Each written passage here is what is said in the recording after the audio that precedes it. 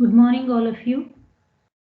And our today's topic is about deployment diagrams. Is the screen visible, all of you? Yes, ma'am. Okay, so we'll continue. So our topic for today is deployment diagrams. So we have already learned what is deployment. Deployment means it's runtime. Okay, at runtime, what are the basic building block we learned about node? Okay, so here in this today's chapter, so we are going to learn about deployment diagrams and the details of modeling embedded system, client server systems, fully distributed systems, and forward and reverse engineering. So you will get forward and reverse engineering when the topic is about diagrams. Any kind of diagrams you will get forward and reverse engineering. Okay. So as we know, deployment and component diagrams are the physical aspects. So this terms we have learned yesterday also, since we learned about component diagrams, and today we are learning about deployment diagrams.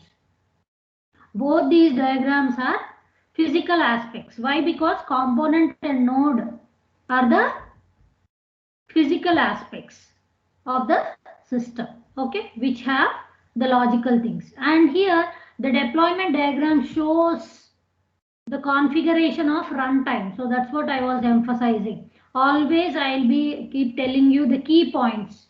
The points whatever I emphasize while teaching. So those are the key points, and without that you cannot write the concept. Okay, please make a note of them. Okay, so either deployment or deployment diagrams is nothing but it's runtime. And runtime we have some processing nodes, and what it will process, it may process the components which are installed on them or live on them. Okay, so and these diagrams gives the static deployment view. Why? Because the component and deployment diagrams are static. So among 9, so I told you static diagrams. So that is why they give the static aspect. And also in the UML architecture, deployment diagrams, where they exist?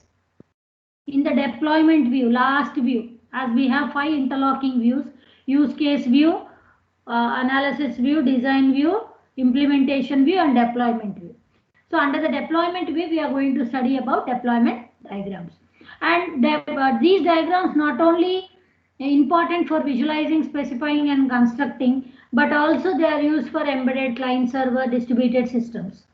Why? Because the execution of the executables are done on the deployment diagrams, and they also can be done for forward and reverse engineering. So if you see this diagram, deployment diagram, as I told you during its runtime, so servers are connected.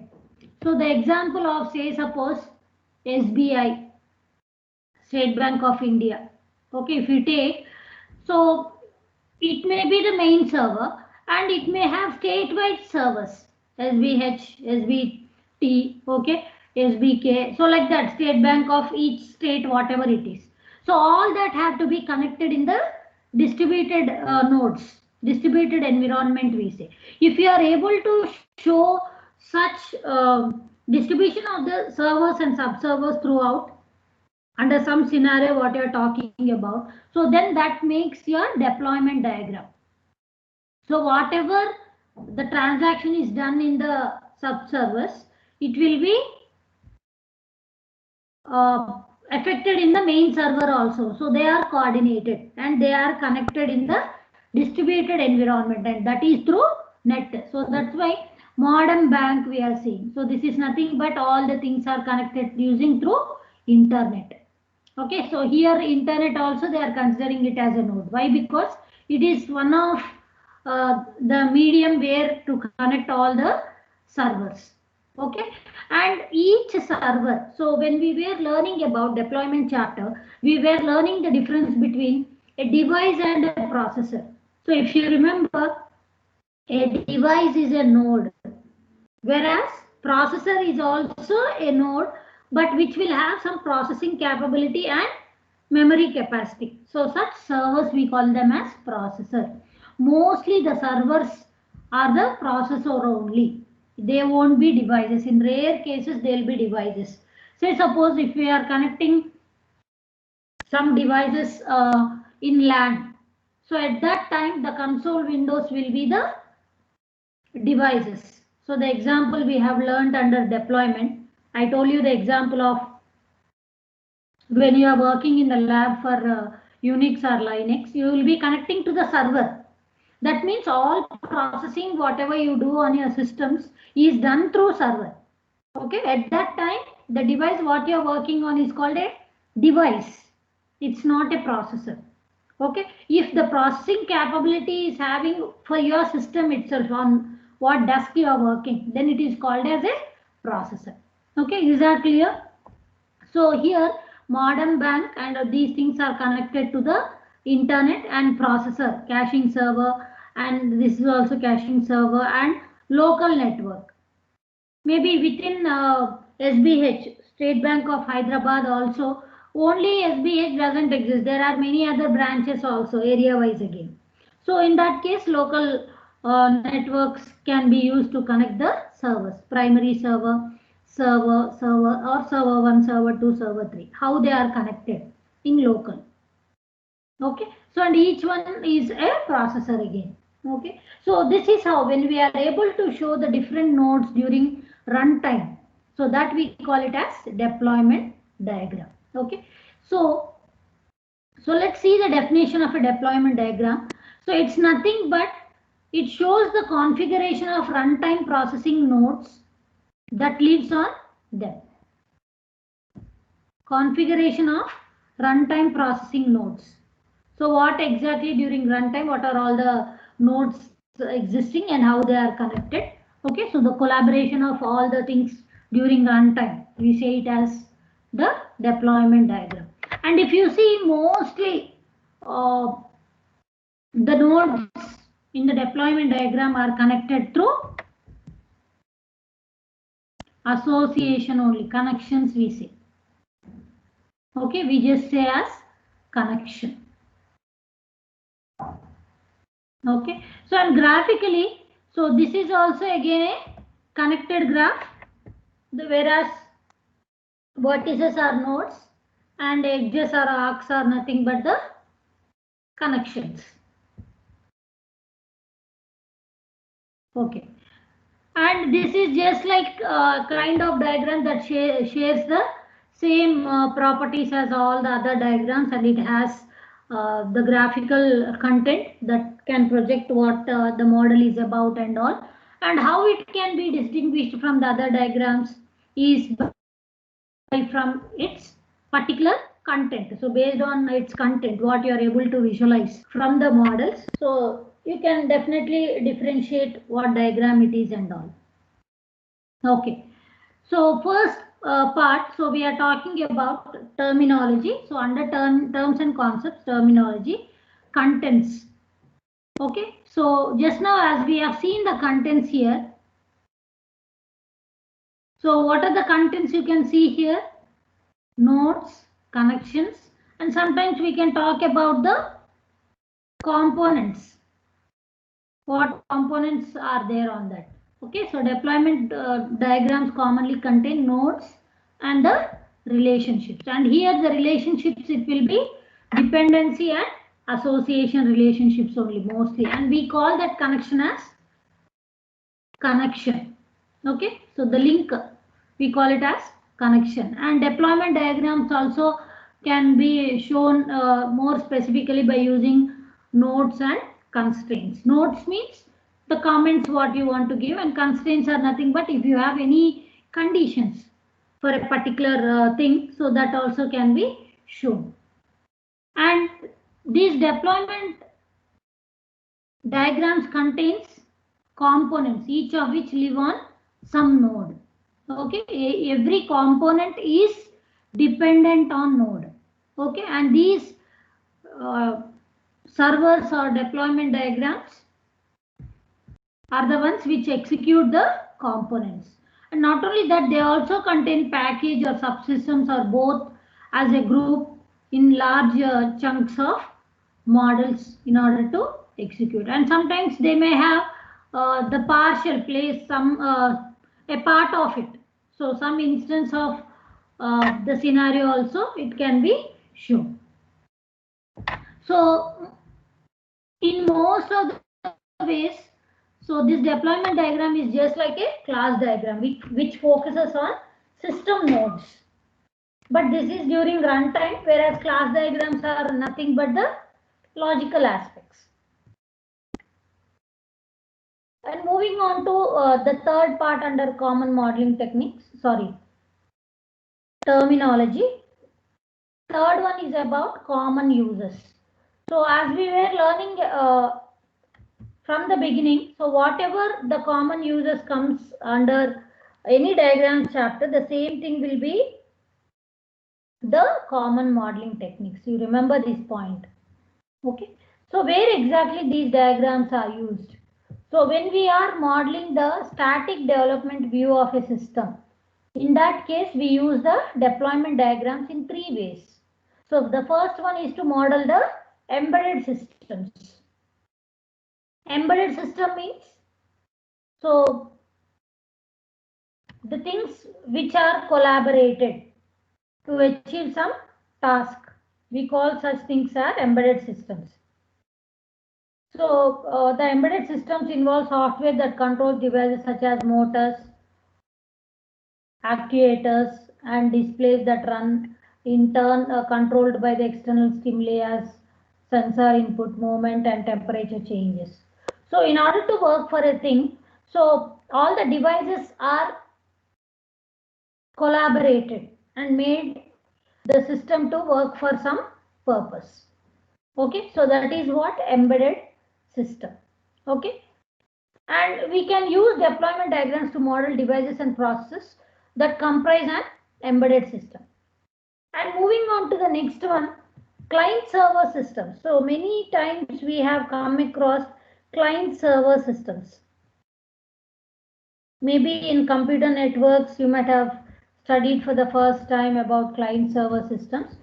So here this is nothing but the common architecture which is focused on making clear separation of the contents between the system user and the servers.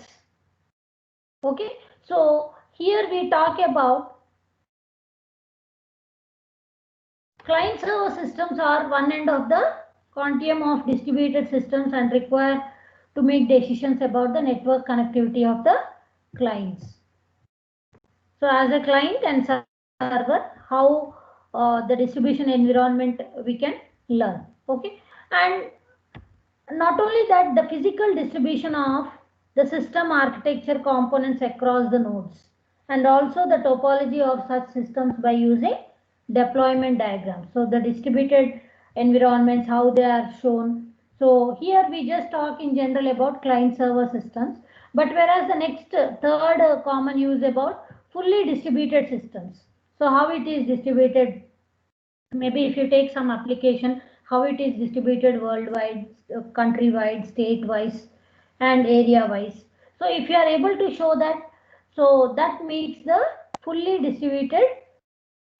So either it can be that is used widely, and if not globally distributed, and that can emphasize on the servers. Okay, and globally also we can show further by using the distributed environment. Okay, so these are the three uses of deployment diagrams. So then moving on to second part of the today's topic is about common modeling techniques. So the first one is about modeling the embedded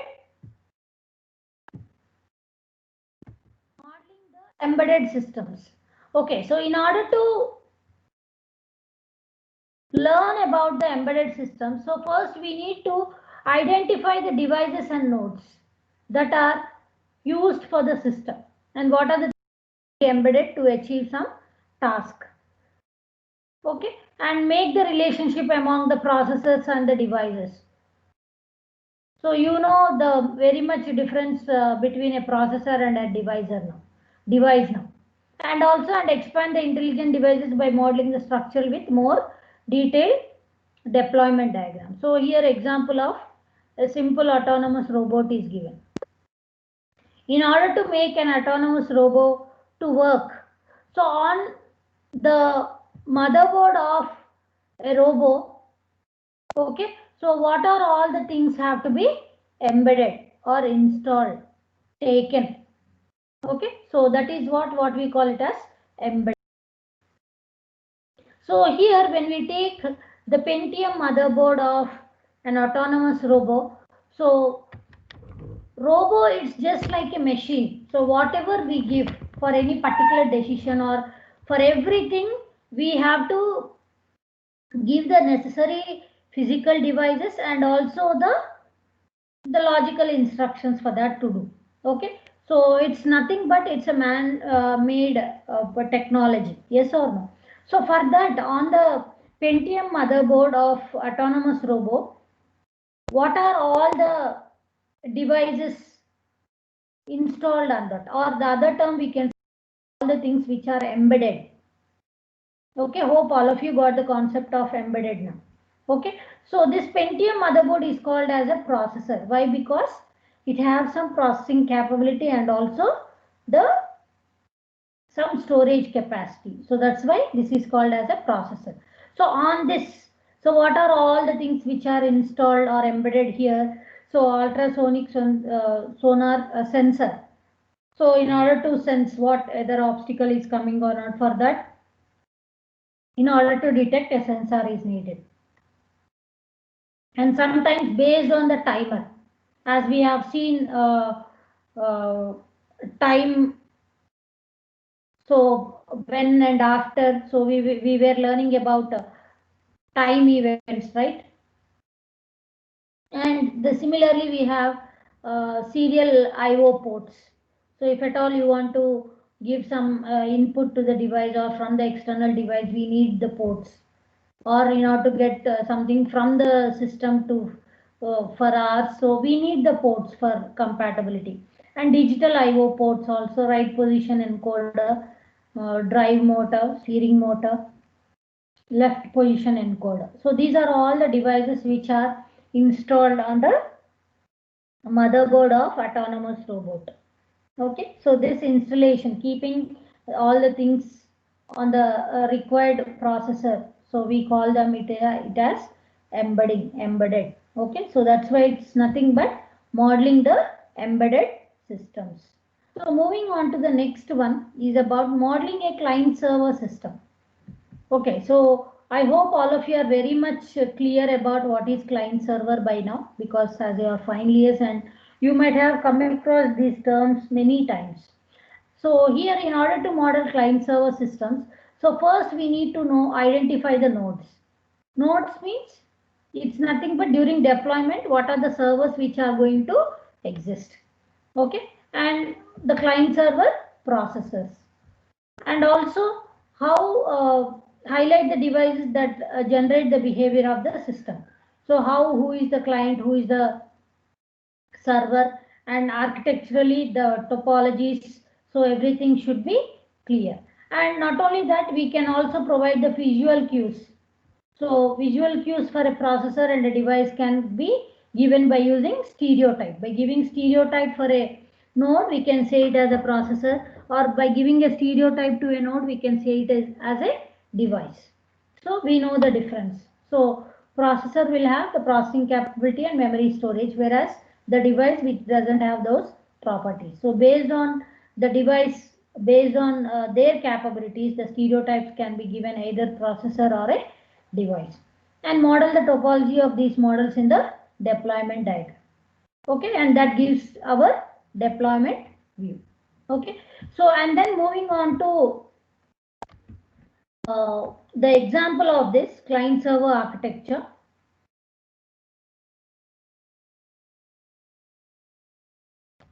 So example here, it's given as human resource system. Human resource system. So for that, client server. So usually when we are doing the client server architecture, say suppose you are checking your Gmail or any mails.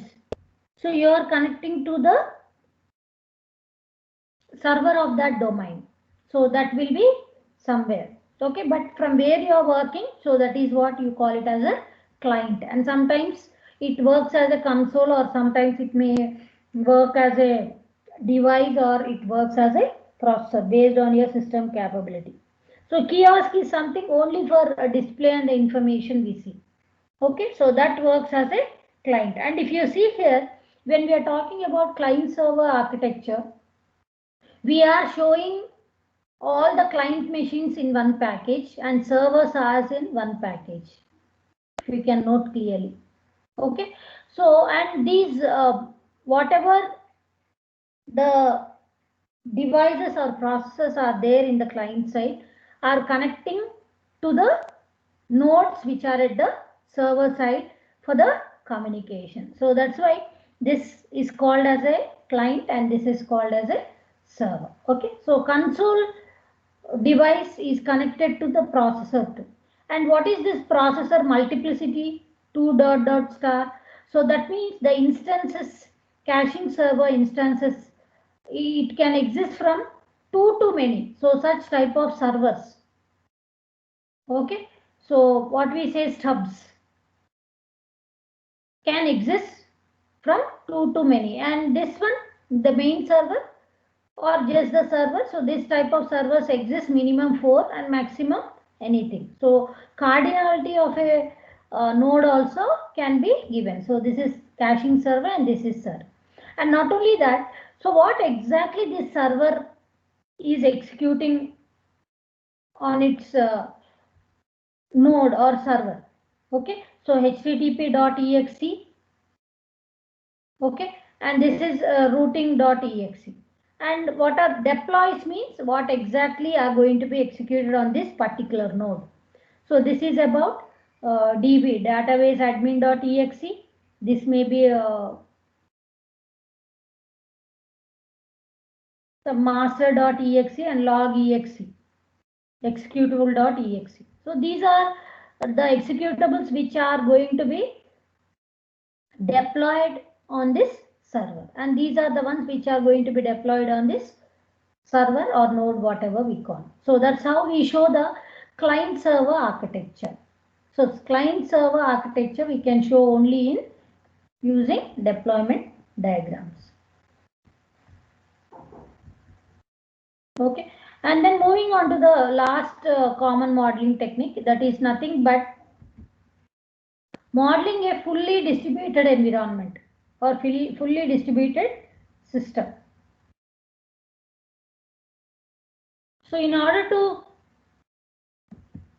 model a fully distributed system, first we need to identify the system devices and processors for that particular client server systems. And not only that, we need to emphasize on the performance of the system network and how they are going to be connected either locally or globally. And then pay close attention to the logical grouping of nodes, which specifies, we can specify them as packages. How we have done in client server architecture, as all the devices or processor working for the client are kept under client package, and all the nodes which are acting like server side we kept all on that under the server side package.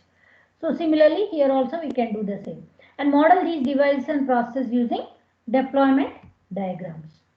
Okay, and wherever possible, we use the tools that discover the topology of the system, walking through the system network. And we can also focus on the dynamic aspects of the system. So dynamic aspects of the system means we'll be talking about what are the flows, how it is going to take care. Okay, so during execution, what exactly it is going to execute, what logical aspects. So that's why we are talking about dynamic aspects of the system. What was framed is going to be executed at the during the runtime. Okay, and then not only that, when modeling fully distributed system, so we need to refine the network itself as a node. So that is what we have seen at the starting diagram of this chapter.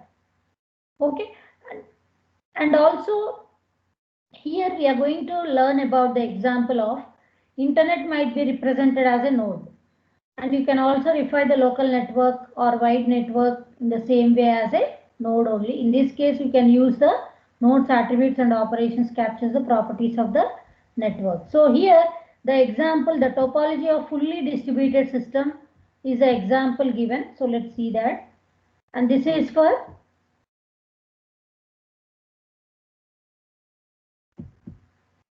console autonomous instances.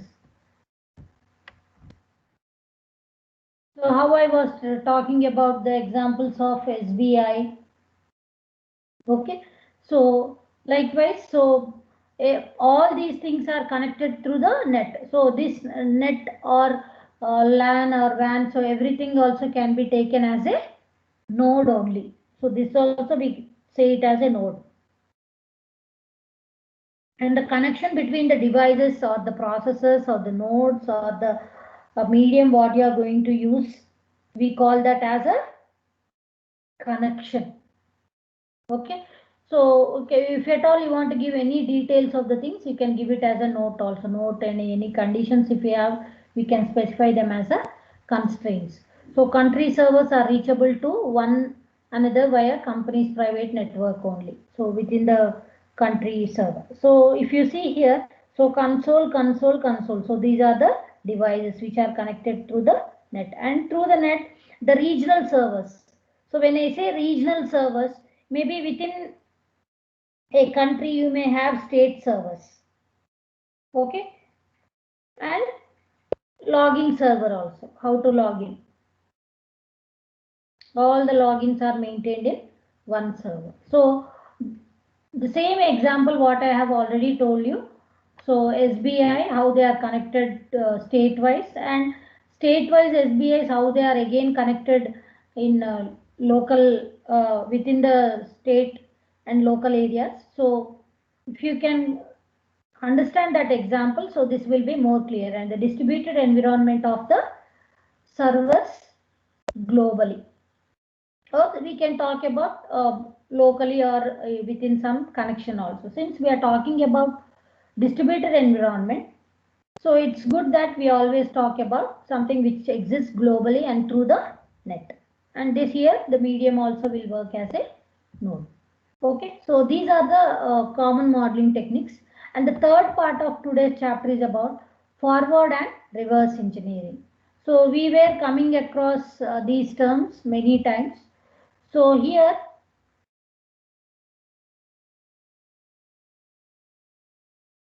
so forward engineering, the first thing, it's nothing but creating code from models or from model, whatever the diagram we have drawn, it is called as a model. From that, if you are going to get the code, that is what we say forward engineering.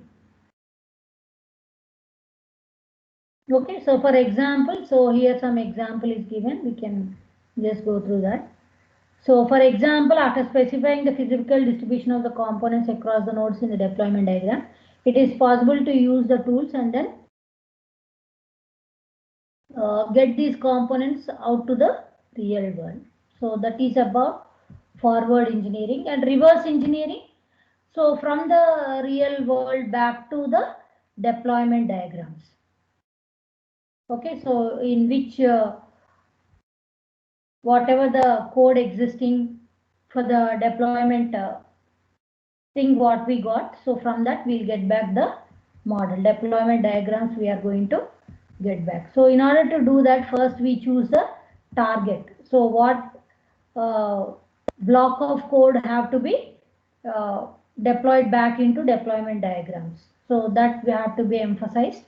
And then we do the reverse engineering. In some cases, it may not be it's sufficient to reverse engineer just the level of the system processors.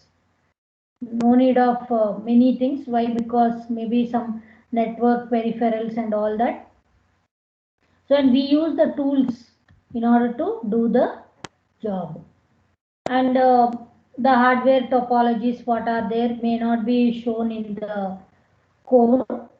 but whereas how exactly what are going to connect and all can be shown. Okay, so this is about the deployment diagrams.